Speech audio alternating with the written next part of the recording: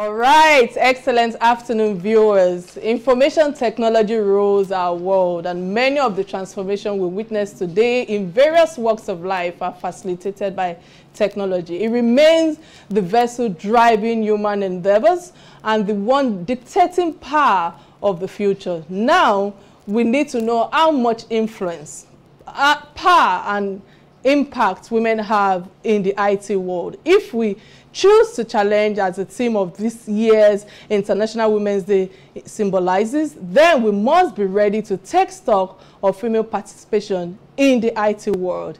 The playing field is open and the ground needs to be broken further.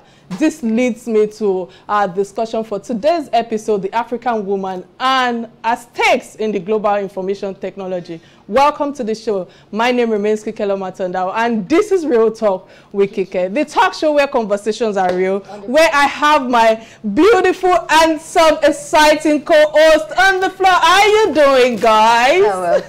We're good. How are you doing today? We're good. You look beautiful, Kike, and so always. do you, Tammy. You guys always look good. It's our month. It's our month. Thank you. Thank you for infusing that.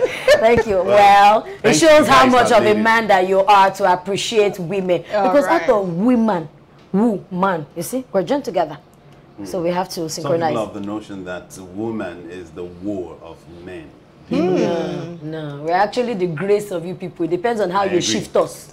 Welcome, guys. Welcome on the show. Welcome. All right, thank you, Deborah, for this beautiful outfit. I'm very sure I'm going to do a post on it after the show. Anyway, let's listen to Today in History. We'll be right back.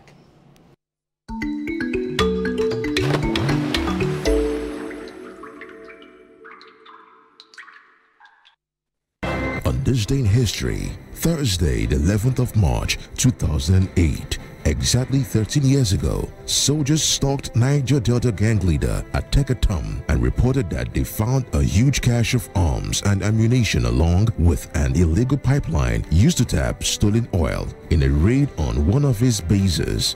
In August the previous year, following days of gunfights between various militia groups and security forces in Port Harcourt, Atanda-Owo wrote to the governor, Celestine Omer, requesting for amnesty in response to an offer of clemency and rehabilitation the government had offered to militia who surrendered.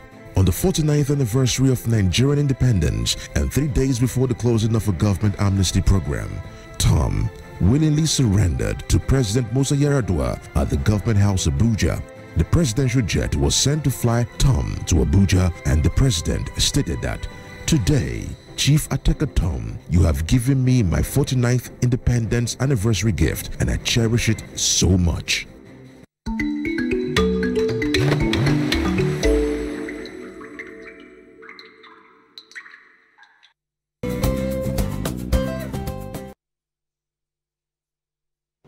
All right, on this day in history, about 13 years ago, I believe that this is part of the reason why we still have some of the challenges we're facing today. Dami, I know you have a lot of submissions on this. Well, what does this tell you? Or what's the submission from I think on this day in history? That particular 13 years ago is the main reason why we are here today. Because banditry, kidnapping, terrorism have become a business on its own. And it wouldn't have flourished or thrived if that sort of amnesty program didn't come about. I mean, if we look at the times of General Olusegun Obasanjo, retired past president, I think he had a way of doing his own style of governance. Do you understand? Other than the democracy rule, and when democracy came, when Yar'Adua came, it was. But amnesty of then is not now. Now everybody wants to go into the business because by the time I come and Kawasoke and surrender, amnesty now, amnesty. They'll forget about your past, which is not supposed to be. You should be brought to book for whatever you do. If it's kidnapping, if it's suicide, if it's killing or whatever in that sphere. Do you understand? But it feels like democracy is very lenient. And anything you do, just go and raise your hand up and like you'll be forgiven. Go and sin no more. That's what you hear. Well, my opinion is different from Dami's. I don't agree that that's what's given birth to what we have today. And you see, the guys at the South at the time where they had their own yearning for the betterment of their people, for the betterment of their own state or their own region. The guys who are currently involved in banditry and kidnapping aren't seeking the same cause or fighting the same goal. pursuing the same goal as Ateke Tom and his men. Yes. Yeah, but yeah, it is what it is. We have kidnapping and banditry right now and negotiations going on with government officials. It is what it is. It is what it is. All right, many thanks to my intelligent co-host for that submission. We'll go on a quick break before we go into the topics of the day and hear a word from our sponsors. Do not, please stay tuned. All right, many thanks for staying tuned. Going straight to the business of the day, our conversation today is going to be, I'm wondering why everything that turns the world around is majorly about IT. We see that world billionaires are rising fast from the tech sector, and it is either it has to do with something online about the tech space or computer or phone application that is in use all over the world, all over the globe. We have the likes of Mark Zuckerberg, Jeff, Bill Gates, and even the latest Elon Musk, having their businesses in the technology space. So have we ever thought about how the technology, all of these rules are what, and year in, year out, Marshall, we see different new apps, we see different new things. I think I saw on social media yesterday that there's going to be Instagram Lights. I don't know if you people saw it. Yeah, there's What's your take on this, Marshall? For me, it's, we've gone from generation, we had generation now, we had the jet age, then we had the computer age, then I think we're currently in the artificial intelligence age. It's technological advancement, and we'll continue to see more of that. We'll get to a point where you would have to download the app, the Real Talk RTWK app, to get to watch it online. People are now wanting to control their phone just by the flip of their finger, without watch TV on without contact and all that. So we'll get to see more of it. But my challenge with it is, where is Nigeria in all of the technological advancement? The whole world seems to be moving far ahead, while we seem to be taking, like the legendary fella Nicolak was said, one step forward and two steps backward. That seems to be what's happening. Well said, Marshall. Many thanks for all that, but we don't have to worry further. We have our own IT giant on the show today, so she's going to be throwing more light on that. Okay, joining us on today's episode is a guest that makes me carry my shoulder so high as a woman, and I'm so proud of her. And she is Juliet Ehimuan. I hope I pronounced her name properly. Many thanks, Juliet, for joining us today. Thanks for having me. It's great to be here. All right. I think it's important for us to quickly let's quickly get a look at our guest profile and see how resounding that is. We'll be right back.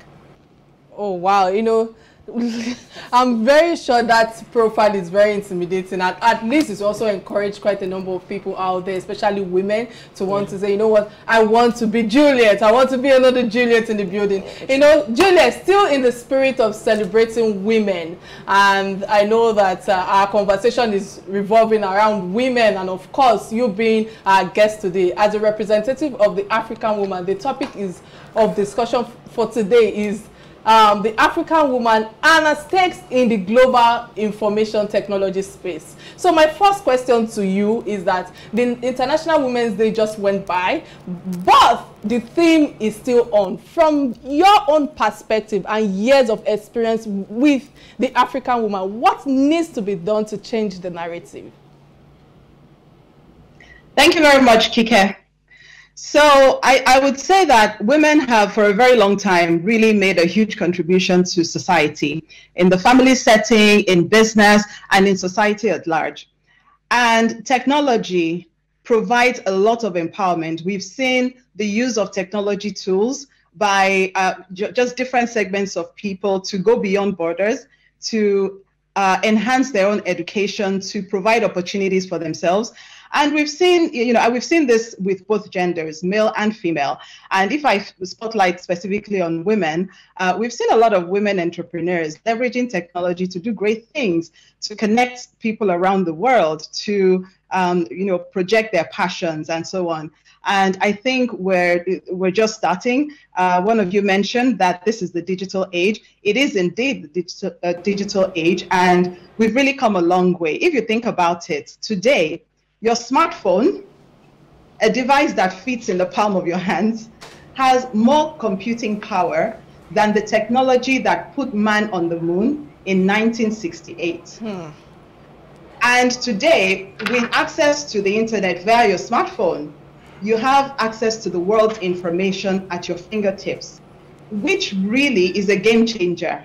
It creates a level playing field because all of a sudden, we've democratized access to information. If you are in, Delta State and you have your smartphone, you have access to the same information that somebody at Harvard or Stanford has. So it really creates a level playing field. And more, we're seeing Nigerians adopting the use of technology tools in a big way.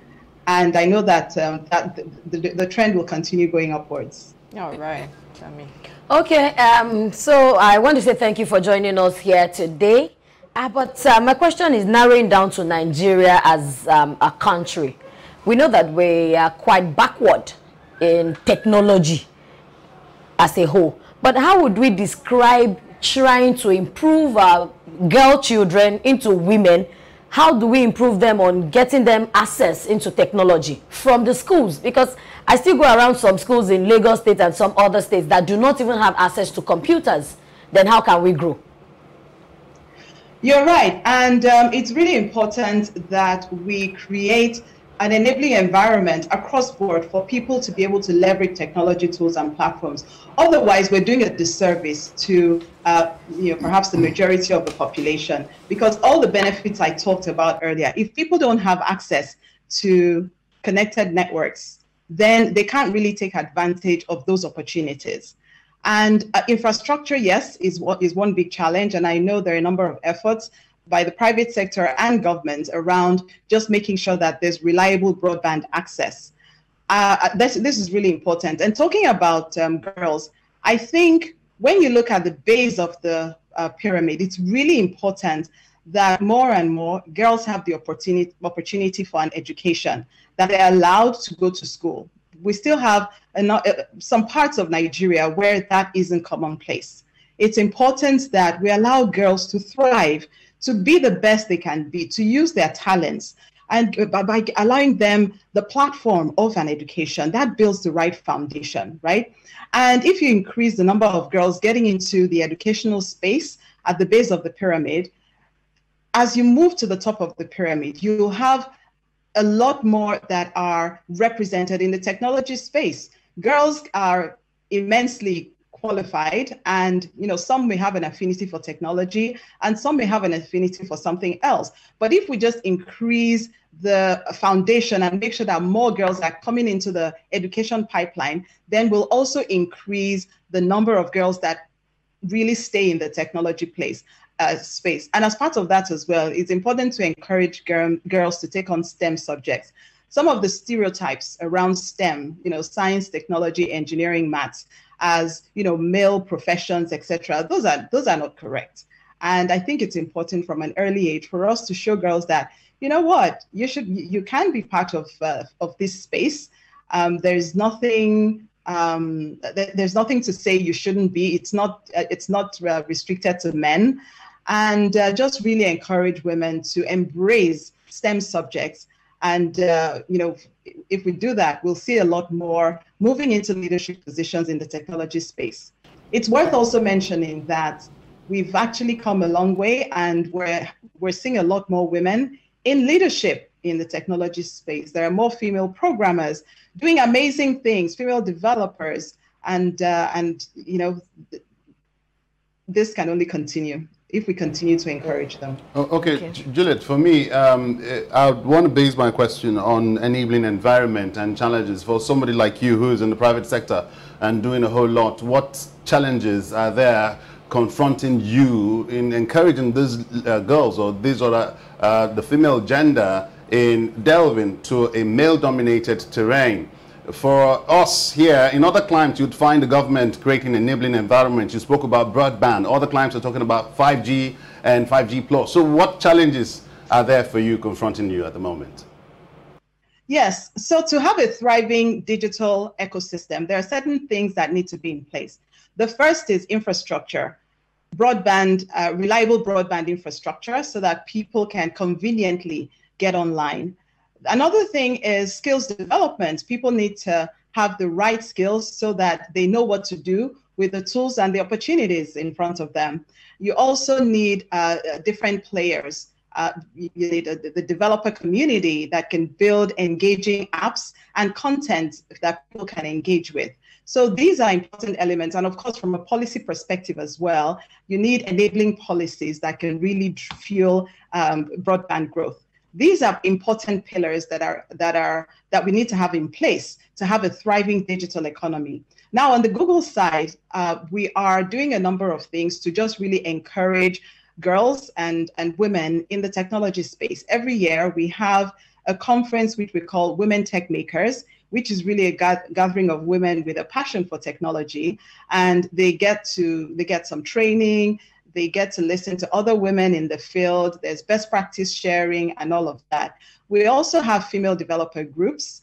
We have initiatives like one we call I Am Remarkable, which is really an opportunity for women to celebrate their strengths and what's unique about them. And so, and then of course, in terms of digital skills, we have a digital skills training initiative, which we started a few years ago. And the intention is to provide free digital skills training to 10 million people across Africa. And with that, we really make sure that there is equity around a representation from both genders. We aim for round about a 50-50 split. All right, many thanks for that submission. You know, this leads to the next question I was going to ask you, because I wanted to ask a question before regarding training, which you've actually answered. So my question now is, the federal government prioritizes the deployment of ICT to fast-track development. So the main thing is, or the main question now is the development competitive enough for us as a country to depend on ICT for revenue? I think there's a lot of room for growth. Nigeria is a large country. We have about 200 million people, and broadband penetration is still far below what we would, what our aspirations would be. And I would say that even in the wave of the pandemic, the COVID pandemic last year, and carrying on this year as well, we've seen acceleration to digital. But there have been infrastructure constraints. People, more and more, we're seeing webinars done. And then sometimes you have connectivity challenges with those webinars. A lot of schools have gone online, but some of the public schools, right, are challenged around that because the students don't have access to the internet. And, there are alternatives that are used, like radio stations and so on. For us to be able to create that robust education opportunity, it's really important that we have reliable connectivity across board, and also access to low-cost connectivity in rural areas. This is an imperative if we're really going to tap into the rich benefits that come from stimulating a digital economy. And the beauty of this is that Nigerians are very talented people. If you give them access and basic tools, they do great things. We've seen a rise in technology entrepreneurship in Nigeria. People using technology to solve local problems in the fintech space, in healthcare, and a range of logistics and a range of solutions as well. So when we think about developing our economy overall, the digital economy is a very important part of that, and is one that we need to pay attention to. One more thing to note as well is that if you look at statistics in the last couple of years, investment to other sectors like mining, oil and gas reduced, but the investments in technology actually went up. So the digital economy is one that is vibrant, has a lot of potential, and can really contribute to our economic growth and development. All right, many thanks again for that. Juliet, as director of Google West Africa, my other question is, Nigeria lacks data. Where are we? Because today it's registered with BVN, tomorrow it's NIN, next tomorrow. I think there should be a synchronization of all of these database, maybe just upgrade required. But why do we always have to go and queue for these data that we have? The government should have. Is that something that maybe is Google that is to help Nigeria, or Nigeria is lacking behind somewhere? Thank you. So data is very important, and how we capture and manage data is also important. And yes, there is an opportunity to synchronize our databases a lot more for better efficiency and to actually increase the scope of what we can do with that data.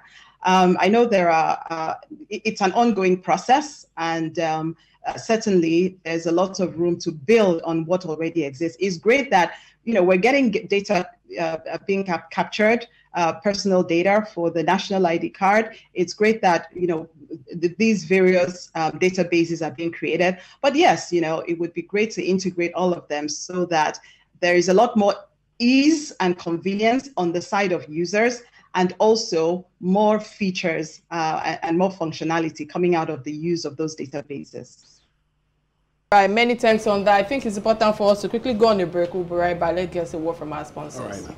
Hey, welcome back from the break. If you are just joining us, we have Juliet Ehimuan on the show, and we are discussing the influence of the African woman in the technology world or in the technology space. You know, let's use this opportunity to open our phone lines to get public real talk, to share some real talk on the show. Please call the number on the screen, and of course you can tweet to us on our Twitter page and Facebook page. You know, again, many thanks, Juliet, you know, for all the information you've shared with us thus far. I want to ask this important question because I want to correct the erroneous notion that most young females have, probably only to sell their body or their looks to get them to where they want to be in life. So the only few of them believe in self-development or building value for themselves. So here you are, a first-class representative of Africa, you know, and I must put this on it that I'm so proud of all you've done thus far for yourself. So where do we go with the mentality of an African woman? Thank you very much for the kind words. I would say that, like I mentioned before, the African woman is immensely talented, and women contribute a lot to this region, to the continent. You know, the incredible ability to multitask, the amount of resilience and all that. And more, we're seeing African women play important roles in the technology space. I would give an example, because I always love to share real examples and local stories. So you have the story of a lady at Atanda-Owo who's she's based in Abuja. She was an aspiring developer, and then she got to learn about our developer skills training, and we have an Africa scholarships program. She applied for it, got certified, and she was able to increase her income within, you know, this was within months of getting the scholarship. She was able to increase her income tenfold, right? And that was because of everything she had acquired. So I would say that, you know, to girls on the continent, there's you can really be whatever you set your mind to. Sometimes the environment can create some limitations in our minds around what's possible, because, you know, we see the challenges around us, and it's almost like, where do I even start from, right? Mm-hmm. But actually, if we look a lot more closely, we'll see a lot of women that are setting up businesses, that are charting a new course, that are solving local problems, that are being innovative, that are bold, and just really making a stand for excellence and for what they believe in. And I would say that each and every one of us, we owe it to ourselves to be the best version of ourselves. We owe it to ourselves to use the talents that we've been given in a productive way. That usually starts with our mindsets, just making sure that, you know, to just really examine the belief systems that we're holding, and making sure that we're not limiting ourselves with a lot of negativity and, you know, constraining beliefs, but that we can empower ourselves with a healthy set of beliefs that really show the fact that, you know what, if I apply myself, things are possible, and there's really no limit to how far I can go. If I apply myself, I can really move further from where I am and closer to where I desire to be. And each person has a responsibility to make your life visible, to decide if your dreams are worthwhile and if you're going to have a shot at realizing them. And I think that's something that we all owe ourselves. For me, Juliet, You, as the director of West Africa, Google, I want to find out your concerns with countries that are politically unstable. We have, in 2019 alone, over 19 countries in Africa shutting down the internet partially or fully. Whenever we have elections or when we have public opinion and outcry from the masses, you hear the government say they want to shut down the internet. That should present a major concern for you. How does that greet you? I think it's really important to encourage the open internet, and I think a lot of advocacy and education is required across board for our governments to understand that the internet is not really a threat. The internet provides opportunities for people to actually grow the economy, right? For people to be empowered, for people to complement their learning with e-learning tools, online tools, to connect with people around the world, even to drive exports. In Nigeria, for example, we're talking a lot about diversifying the economy and increasing exports. Well, guess what? Already, with platforms like YouTube, people are exporting creative content, exporting their talents, their passion points. And on top of that, a lot of them are monetizing that content, which means they're attracting income from outside in, which is exactly what we aspire to when we think about building the economy. And so I think there's a lot of scope for providing awareness about the huge benefits that technology provides for the economy and for our governments, and for governments to see it as an important tool that can complement their work and their aspirations for the growth of the country. All right, many thanks for that, Juliet. You know, before we go into the discussion of your book, it's important for me to quickly ask you this question because I've been able to draw one or two things from it. As a journalist, I have had the privilege of interviewing the likes of, you know, Stephanie Obi, Aboyeji, and Opayemi Olomo, and a host of other tech entrepreneurs in Africa. So I see that most of them are tending towards financial solutions, and a few are into tech education and training. So can we have a tech hub for training African women yearly? So I think there are different approaches to tackling the question of education. There are some tech hubs that are thriving right now in the country. They're not necessarily restricted to women. Both genders can equally participate in a lot of these tech hubs. And then there are some associations that are focused on women and look to develop women as well. I mentioned that we encourage female developer groups. These are groups of like-minded women who have a passion for technology. And as part of that, we provide them with tools, with resources to just really help them refine their skills and their crafts. So we have a number of these available. But the thing as well, the beauty about the digital technology is the fact that even without going anywhere, and that's even more important today, where we're looking at social distancing, etc., just with access to the internet through your phone or any other device, you can actually enhance your learning by an incredible amount. There's another story I can share about a young Nigerian, Olumiwa Isuf, who could not afford to further his education beyond a certain level. He found out that actually he could watch how-to videos on YouTube. Now, he had a passion for videography. So he self-taught videography by watching those videos on YouTube and was able to set up, a couple of years later, set up his own business. Now he's doing very well. You know, the business has clients and projects that span different parts of the world. So, and the last time I spoke to him, he had 17 members of staff. So this is a classic example of someone who's really leveraged technology to create opportunities for himself and also to create jobs, contributing to the to employment. And so I would say these tools are available, and there isn't just one way. There are many learning platforms online, and there are some hubs as well that women can take advantage of. Thanks, Julia. We'll go on a quick break and return after a word from our sponsors. Please stay tuned.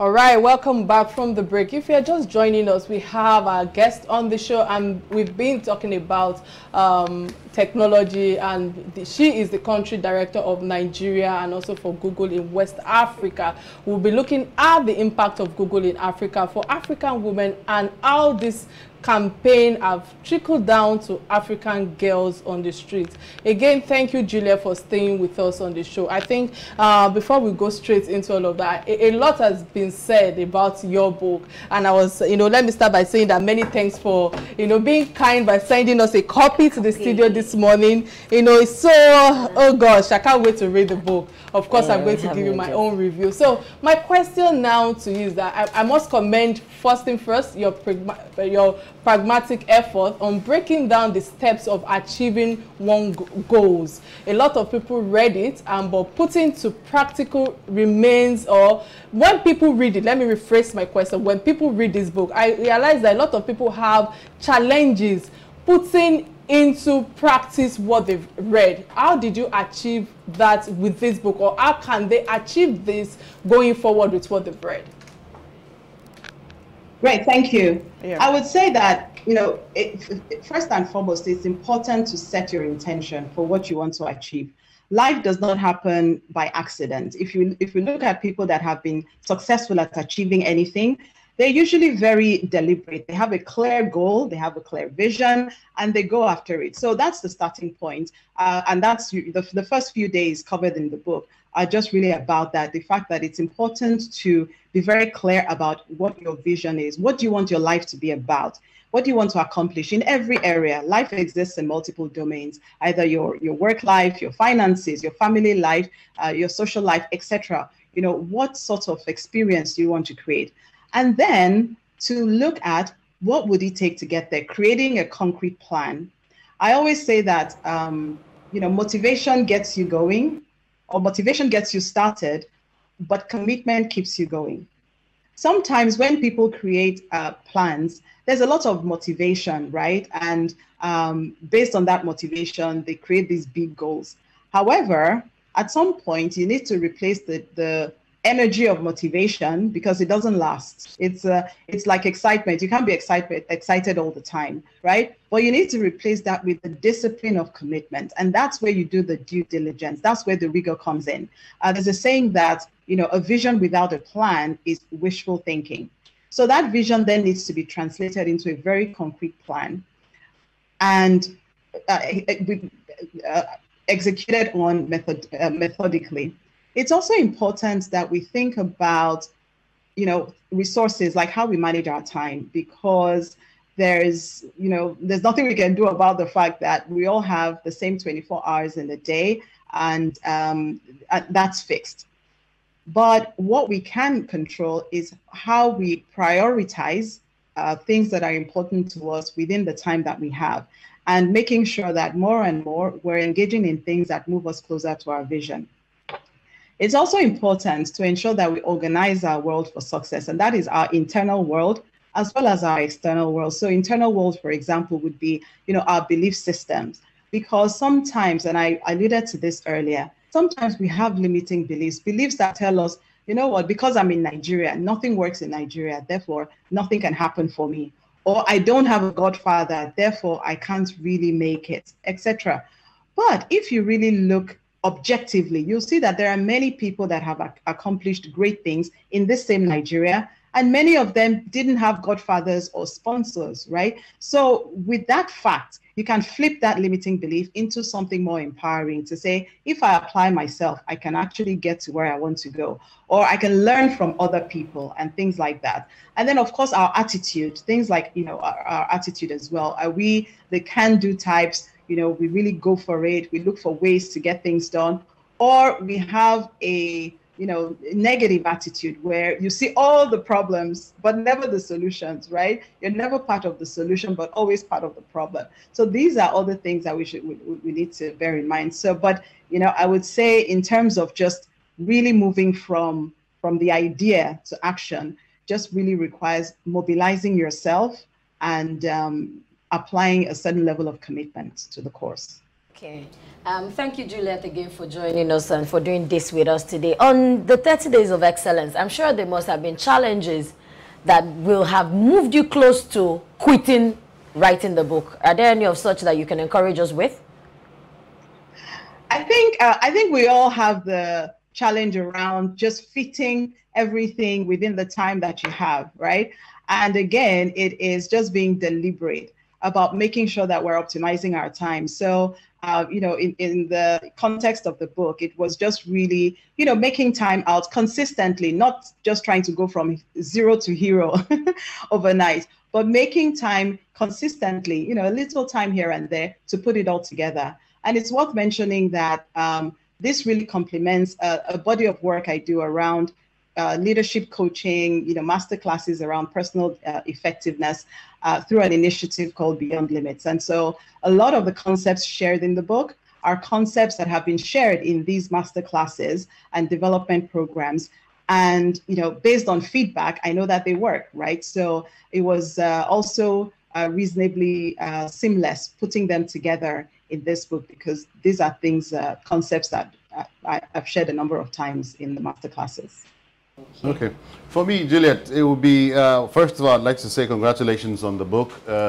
Nuggets are quite strong. The nuggets I find in them, my best is make the best of your now.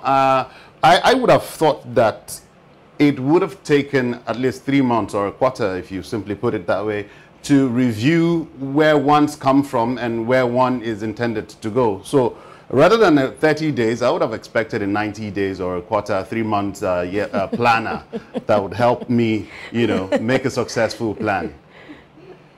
That's a good point. And you know what? It can be a week, it can be a month, it can be 3 months, or even a year. The important thing is to set the intention and get started. Now, if you notice, the book is not dated. I have day 1, day 2, but it doesn't say March 1st, March 2nd. The intention is that, you know, after the 30-day cycle, you can go back to the start and just keep iterating over, you know, continuously until you attain some mastery of the concepts. So yes, you can actually use, and the recommendation is that you use it over a period of time, maybe a quarter, or maybe you, for the entire year, right? These are timeless principles that we need to remind ourselves about and put into practice. And so there isn't really, you know, a time constraint on applying those principles. In fact, you may say the principle shared on day 1 is something that you actually want to ponder for an entire week. So instead of even using the book for 30 days, you use it over an extended period of time. So it's really not so much about, it's not restricted. It's really about the principles and making them work for you. Thank you. Okay, thank you. All right. You know, Juliet, you know, I've been able to check some of the few words in here, and I think there are some words that reminds me a little bit on late Dr. Miles Moron, you know, because I used to read a lot of his books. You know, I can see a lot of, you know, growth, you know, change, and transformation, and how to just take on your life basically by being time conscious. So there's self-direction, self-awareness, and self-discipline were focal points in your book. So the self-discipline happens to be the most difficult for many, despite having the vision and the direction of where they are headed. So my question now to you is, how do we break the barrier of self-discipline? That's a great question. And I always say that self-discipline is the highest form of self-love. Sometimes when we hear the word discipline, we have a negative connotation. It sounds like, oh gosh, the ultimate sacrifice. I'm going to stress myself. It's going to be hard work. I won't enjoy it, etc. But actually, self-discipline is just really around mobilizing yourself and your resources to move yourself from where you are to where you want to, applying some level of self-leadership in doing so. And I would say, you know, in terms of organizing your world for success, it's really about thinking through ways that work for you to achieve what you want to achieve. So for example, say you realize that one of the immediate steps for you is to enhance your IT skills, right? You can look for available training to be part of, or maybe find someone in your life who already has these skills, right? And just spending a little time with that person can give you a head start. Or just making sure that you have accountability partners. Those are things that may actually help you to sit up and not get yourself off the hook so easily. So I think just really looking at, once we set what the aspiration is, what is the most effective way that would work for me to get that done? What tools can I use? Maybe it's online tools, or maybe it's just leveraging the people in your life. But I think a lot of people who either because of a focus on short-term gratification, right, compromise on their visions and their goals. If you really talk to them, they would mention the fact that I feel something is not complete. Something is not, I feel like I've cheated myself, or I'm not doing service to myself. So I think we all owe it to ourselves to muster that discipline to just really move ourselves in the direction of our goals. And there are tools available and techniques to do that. Okay. Fantastic.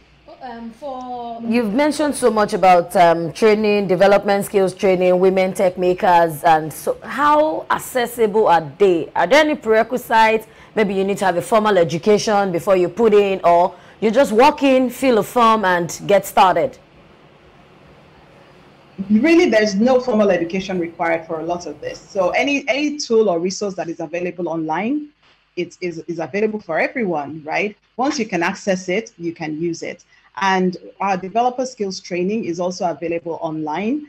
If you just go on Google search and type digital skills with Google, you will find a lot of modules and resources and videos as well that can really help you develop skills in various areas. So really it's, and with the women tech makers as well, it's really whoever is passionate about, technology and have that interest and you want to develop your skills. So, the list goes on. We have a developer skills training as well. It's for current and aspiring developers. So even if you're not a developer, but you're aspiring to become one, you can be part of this and apply for our Africa Scholarships program. So a lot of these initiatives are not really, don't have constraints. It's really your desire and your ability to mobilize yourself in that direction. Thanks, Juliet, for that. Listening to you, I know the former Minister for Education, Obi, and Ngozi Okoje have chosen to challenge. And can you give us the African woman, or can you give the African woman who is listening to you right now a word or two of parting advice on how they can be resilient in their fields?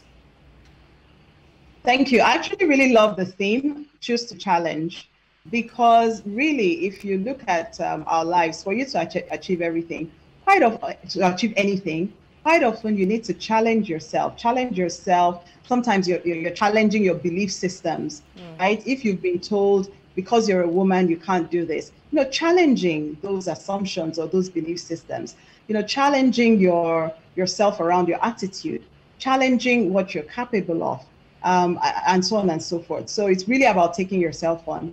And I would say, as African women, we have a lot of depth and, immense richness in terms of, our capacity to embrace things, our resilience.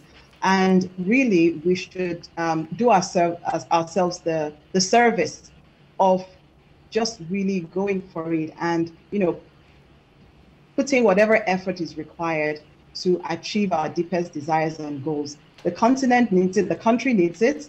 The more we develop ourselves as individuals, the more we can bring to the table with our teams or with any of our communities that we're a part of. So in general, the country wins, right? So I would just really encourage everyone to let's take ourselves on and not make ourselves unstoppable, not allow ourselves to just get off the hook. But actually, let's choose to challenge ourselves towards achieving our goals. All right, many thanks, Juliet, for coming on the show today. We've been listening to Juliet Ehimuan. I'm glad that I didn't murder your name today. You can correct me if I'm wrong. You did great. I did. Yes. Oh, please pronounce it. Please help me out. I do that. Oh, I did great. Oh, thank you. You did great, yeah. Oh, thank you. We had to find Thank you. Thank you. Yeah, So quickly, Juliet, for 30, let me give you an open mic. You know, for 30 seconds, where do you think that people who are listening to us right now, where can they get this book? So it's available at a lot of local bookshops. So Robin Heights, Baldur's Books, and Latina Books. It's also available on Amazon. All right, thank you.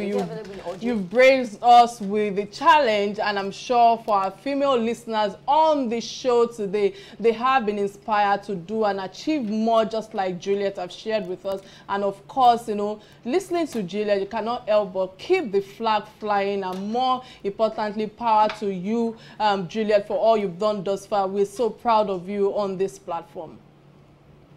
Thank you so much. I appreciate it. All and it's right. been great to chat with you. It was indeed all real talk from our guests today. And of course, I'm very sure my co-host really did a lot of justice with that. So, all right. So, few last words from Marshall. What can you draw from all of this? Let's just go. Never enough time to say one's mind. I'll just say I choose to challenge. You know, go with the theme. I choose to challenge. I choose to challenge. Let's all challenge the status quo. That's what the theme for this year's international. Okay, let's all choose to challenge. You can see the man jumping on the trend as well. The pace of the world is faster than we could imagine. As technology and innovation is fast defining our lives, let's endeavor to match up our actions with our goals, just like Juliet have shared with us on set today. And by that, we will be recording significant progress in every day of our lives. Again, so we'll come your way next week. Keep being real. And by now, we challenge you to be good. All right, guys. Bye now. Bye.